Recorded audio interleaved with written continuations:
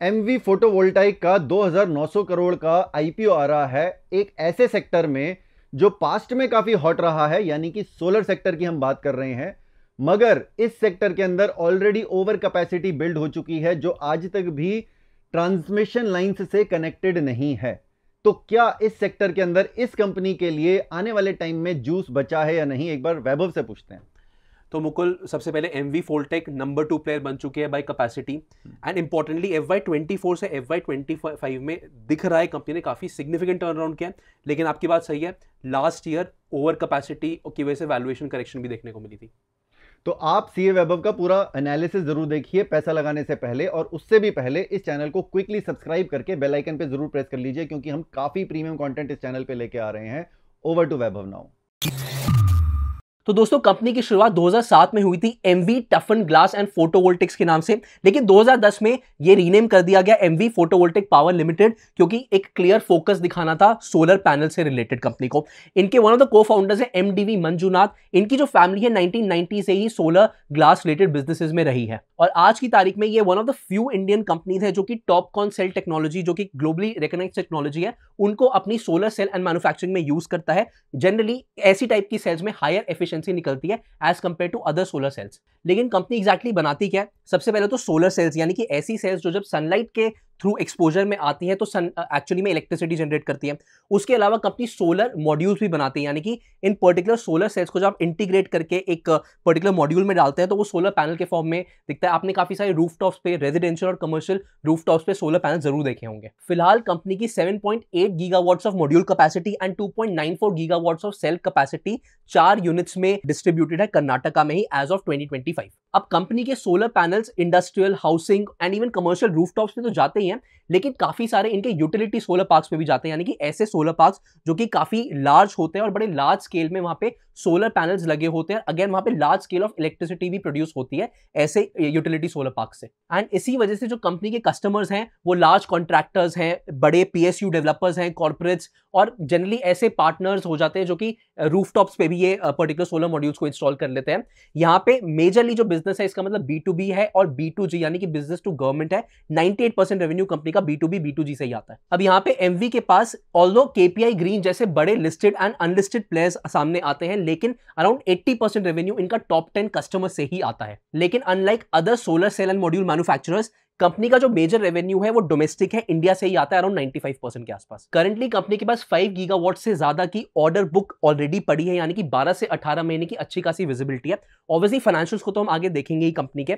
इसके साथ साथ कंपनी ये भी प्लान कर रही है कि FY28 तक अराउंड 2 से 3 टाइम्स अपनी कैपेसिटी को एक्सपैंड करे। एंड अगर हम इनके इंपॉर्टेंट रॉ मटेरियल्स की बात करें कि यानी कि सोलर सेल्स और मॉड्यूल्स एग्जैक्टली बनते कैसे, तो वो अभी भी कंपनी को चाइना से ही इंपोर्ट करने पड़ते हैं, जैसे कि बाकी और प्लेयर्स भी करते हैं ज्यादातर। अब कंपनी अगर बाय कैपेसिटी नंबर 2 प्लेयर है तो ऑब्वियसली फाइनेंशियल्स में भी उसकी एक अच्छी झलक दिखनी चाहिए। तो यहां पे आप चेक करेंगे, बहुत सरप्राइज हो जाएंगे कि FY23 में कंपनी का 644 करोड़ था, FY24 में 954, और 2025 की बात करें तो 2360 करोड़ का रेवेन्यू, यानी कि जो हमें रेवेन्यू की एक्सपेंशन मिली है वो FY24 से FY25 में सडनली दिखी है। इसका रीजन क्या रहा? देखिए, कंपनी ने जो इंटीग्रेटेड प्लांट है वो अभी रिसेंटली ही स्केल अप किया था पिछले 1 से 1.5 साल में, यानी कि जो ये नंबर 2 प्लेयर बनी है अभी रिसेंटली ही बनी है, और वो क्लियरली आपको इनके फाइनेंशियल्स में भी दिख जाता है।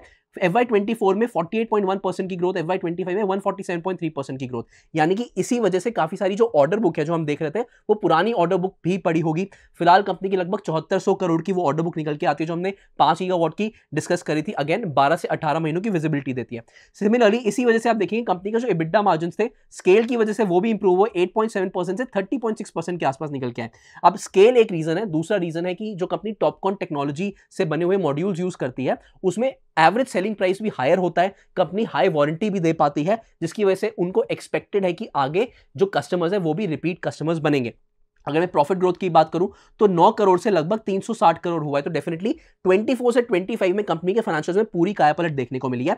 इनफैक्ट अगर मैं जून 24 से जून 25 में बात करूंगा तो यहां पे भी 3 टाइम्स हमें ग्रोथ देखने को मिल रही है कंपनी की। लेकिन आपको इसमें एक बात बहुत ध्यान रखनी पड़ेगी, ये फ्लूक या वन ऑफ नहीं है। लेकिन ये नॉर्मल भी नहीं है, यानी कि अभी 1-1.5 साल के ऑपरेशन से कंपनी के जो फ्यूचर फाइनेंशियल्स है उसकी प्रेडिक्टेबिलिटी नहीं की जा सकती क्लियरली। अब पीयर कंपैरिजन करते हैं और इंपॉर्टेंटली वैल्यूएशंस भी डिस्कस करते हैं। तो अभी पिछले कुछ टाइम में हमने देखा है काफी सारी ऐसी solar cell, solo manufacturing companies list हुई थी स्टॉक मार्केट में। Waaree Energies, Premier Energies, Vikram Solar, ये उनमें से कुछ एग्जांपल्स हैं। क्लियरली एमवी फोटोवोल्टिक की अर्निंग्स ग्रोथ दिखाई है मेजरली पिछले 1 से 1.5 साल में ही कंपनी ने दिखाई है।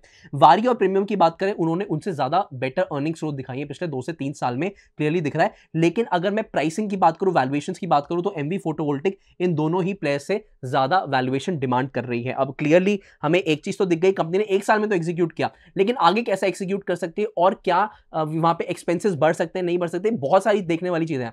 तो क्लियरली अगर मैं अभी के रिस्पेक्ट में बताऊं तो वैल्यूएशंस हमें हायर साइड पे ही दिख रही हैं। एक तो थ्योरेटिकली भी दिख रही है और साथ में कंपनी की एग्जीक्यूशन कैपेबिलिटी भी चेक करने वाली रहेगी। हालांकि मैनेजमेंट के पॉइंट ऑफ व्यू से ये वैल्यूएशंस वो क्यों उनको लगता है जस्टिफाइड है, सबसे पहले तो उनकी ऑर्डर बुक स्ट्रांग है और उन्होंने पिछले 1-1.5 साल में एग्जीक्यूट करके दिखाया। दूसरा, अगर मैं इंडस्ट्री वाइड बात करूं, इंडिया 500 गीगावाट की नॉन फॉसिल कैपेसिटी टारगेट कर रही है इलेक्ट्रिसिटी, ताकि उनका फॉसिल एमिशंस कम हो पाए बाय 2030, और 50% 2025 तक इन्होंने अचीव भी कर लिया। क्लियरली यहां पे देखा जाए तो जो प्राइवेट प्लेयर्स है, पब्लिक प्लेयर्स है, दोनों ही इन टैंडम काम कर रहे हैं। साथ में इंप्रूव डिमांड भी निकल के आ रही है। जो सोलर एनर्जी की कॉस्ट ऑफ एडॉप्शन है, चाहे इंडस्ट्रियल प्लेयर्स हो चाहे रेजिडेंशियल प्लेयर हो, उसने वो पिछले 8 से 10 सालों में ड्रास्टिकली गिरी है। इसका नजारा आप इससे देख सकते हैं कि जो रूफटॉप सोलर है वो आने वाले समय में 25 से 30% पर एनम तक बढ़ सकता है। इसके अलावा एमवी को यहां पे इंडियन गवर्नमेंट की ALMM लिस्टिंग में जगह मिली है, यानी कि एक ऐसी अप्रूव लिस्ट है जो कि सोलर मैन्युफैक्चरर्स और उनके मॉडल्स को अलाउ करती है इंडियन प्रोजेक्ट्स में यूज होने के लिए, और ये इनके लिए बहुत इंपॉर्टेंट है। और साथ में जो टोटल प्रोजेक्ट्स आने वाले हैं उसका 5.1% शेयर, ALMM का 5.1% शेयर ये आने वाले सालों में टारगेट कर रहे हैं। अब यहाँ पे काफी सारे रिस्क भी हैं ऑलरेडी। इंटरनल रिस्क की तो हम बात कर चुके हैं, कंपनी सिर्फ इंडिया फोकस्ड है, लेकिन यूएस एक मेजर अपॉर्चुनिटी है, वहां पे कंपनी का पेनिट्रेशन नहीं है। अगर होता भी है तो वहां पे हमने देखा ही है कि काफी ज्यादा टैरिफ को लेके माहौल काफी गर्म है। उसके अलावा कंपटीशन की भी बात करें तो एक सिग्निफिकेंट कोई मोट नहीं है कंपनी के पास, ऑब्वियसली बेटर टेक्नोलॉजी यूज कर रही है, लेकिन यहाँ पे कोई बैरियर टू एंट्री नहीं है ऑलरेडी। और एग्जिस्टिंग ब्रांड्स जैसे हमने पीयर्स में देखे थे वो काफी स्केल भी कर चुके हैं। साथ में जैसे जैसे प्राइसिंग कम हो रही है सोलर मॉड्यूल्स को बनाने की, उनके रॉ मटेरियल्स एक्वायर करने की, वैसे वैसे मार्जिन पे भी हिट आ सकता है। तो फाइनल रिकमेंडेशन से पहले दोस्तों हम क्विकली आईपीओ डिटेल्स डिस्कस कर लेते हैं। देखिए, सबसे पहले तो 2900 करोड़ का ये इशू साइज है, जिसमें से 756 करोड़ का ये ऑफर फॉर सेल है, और फ्रेश इशू लगभग 2144 करोड़ का, यानी कि फ्रेश इशू काफी ज्यादा है, जो कि डेफिनेटली एक ग्रीन फ्लैग यहाँ पे निकल के आता है। और इंपॉर्टेंटली कंपनी यहाँ पे 1622 करोड़ की रीपेमेंट करने वाली है बोरिंग्स की, जिसकी वजह से उनका डेट और ज्यादा कम होगा, तो प्रॉफिट मार्जिन में और इंप्रूवमेंट आने वाले समय में हमें देख सकती है। उसके अलावा कंपनी ने जनरल पर्पसेस के लिए और इनऑर्गेनिक एक्विजिशंस के लिए 523 करोड़ अलग से रखे हैं। उसके बाद हम यहाँ पे प्राइस बैंड की बात करें, 206 से 217 रुपए रखा गया है, 217 अपर प्राइस बैंड पे है। 69 शेयर्स है एक पर्टिकुलर लॉट में, मिनिमम एक लॉट में इन्वेस्टमेंट है around 14,973 rupees, maximum investment 13 lots में 1,94,649 रुपीज, एंड कंपनी का जो अप्रोक्सीमेट मार्केट शेयर है वो लगभग 15,000 करोड़ के आसपास निकल के आ रहा है अपर बैंड की प्राइस वैल्यूएशन पे।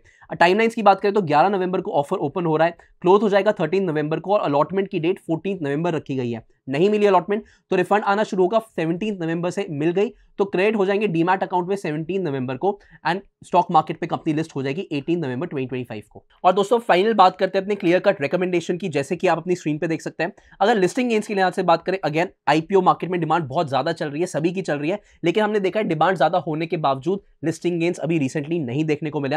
मार्केट वॉलेटिलिटी एक्चुअली बढ़ चुकी है, इंटरनेशनली भी प्रॉब्लम्स चल रही हैं, तो यहां पे आप डेफिनेटली अवॉइड कर सकते हो। हमें लगता है कि मार्केट में इनफैक्ट इससे बेटर वैल्यूएशंस पे भी काफी कंपनी एग्जिस्ट कर सकती है, जिसको आप देखते हो।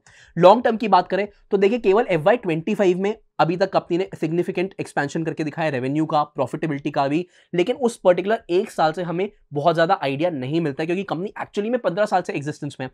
उसके अलावा वैल्यूएशंस भी देखें तो स्लाइटली हाई निकल के आ रही हैं। ऑब्वियसली कंपनी किस पॉइंट पे एंड करेगी अपना फाइनेंशियल ईयर, वो भी देखने वाली बात रहेगी, एग्जीक्यूशन काफी इंपॉर्टेंट रहने वाला है। तो क्या आप इस आईपीओ में इन्वेस्ट करने वाले हैं या नहीं, कमेंट सेक्शन में जरूर बताइएगा। अगर ये वीडियो पसंद आया है तो लाइक एंड शेयर जरूर कीजिए फ्रेंड्स फैमिली के साथ।